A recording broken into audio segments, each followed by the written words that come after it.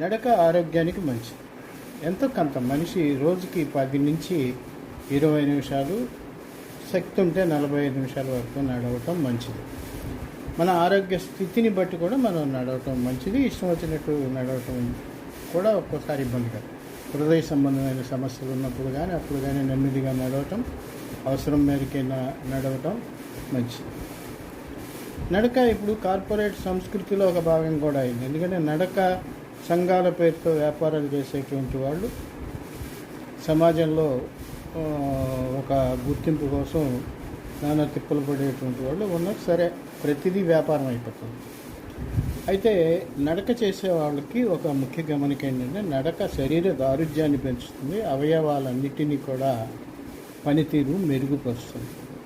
ఇంకొక విషయం, నడిచిన తర్వాత ఎప్పుడు బీపీ పరీక్ష చేయించుకోకండి, అది ఎక్కువగా ఉంటుంది. అది చూసి కంగారు